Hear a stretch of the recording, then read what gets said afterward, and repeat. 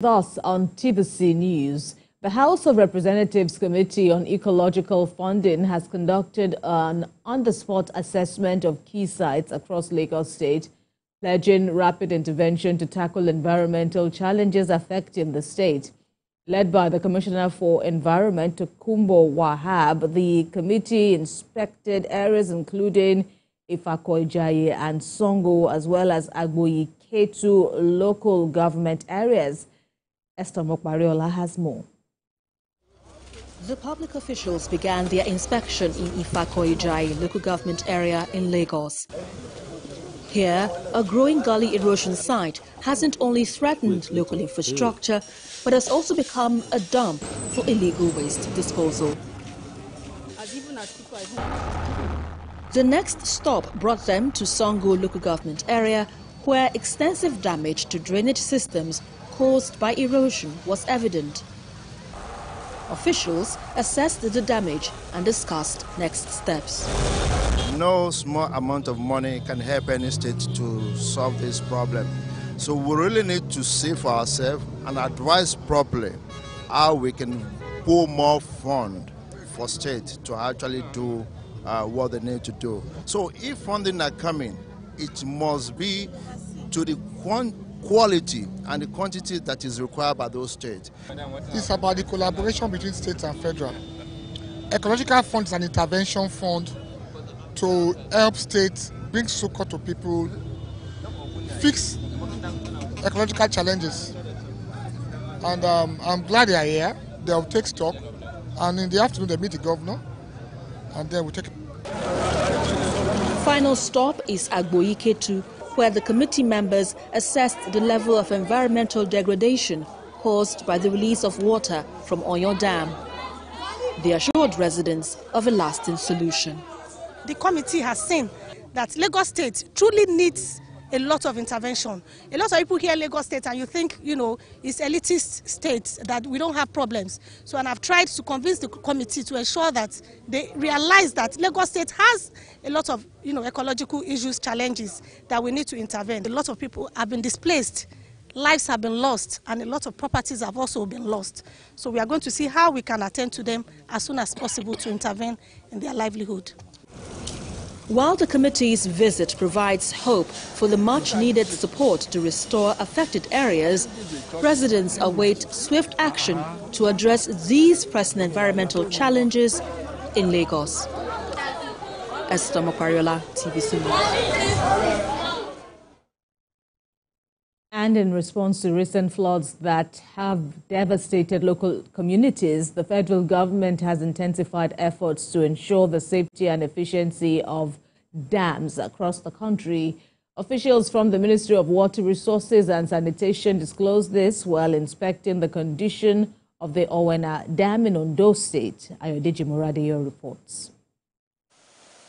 The Owena Dam was built to provide water to 5 local government areas of Ondo State. It has a storage capacity of 36 million cubic meters, but the dam has never been utilized since completion. Officials of the Ministry of Water Resources and Sanitation are here to examine the dam to prevent a repeat of the flood that ravaged Maiduguri.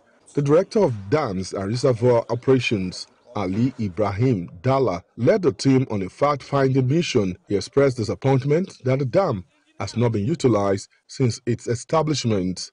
Speaking to journalists after on-the-spot assessment of the Owena Dam, he said the committee's visit was based on President Bola Tinubu's directive to ascertain the dam's health status. We are technical experts on dams going around taking on-the-spot assessment of the dams. Here we have gone around and we have seen that this dam needs some rehabilitation to be carried out. You can see the slopes of this dam. There's bushy and with grown up trees whose presence on the dam is unwholesome. He urged the state government to undertake the reticulation of the dam to ensure water reaches the benefiting communities. The concurrent list. So the federal government, what the federal government is doing is to provide the bulk water, and then it becomes the business of the state to distribute the water to the residents. So if you see it very well, the federal government has done its part. Even the water treatment plan is ready. The team remains optimistic that these recommendations will be implemented promptly to make the Owena Dam functional. Ayodeji Moradeyo, TVC News, Akure.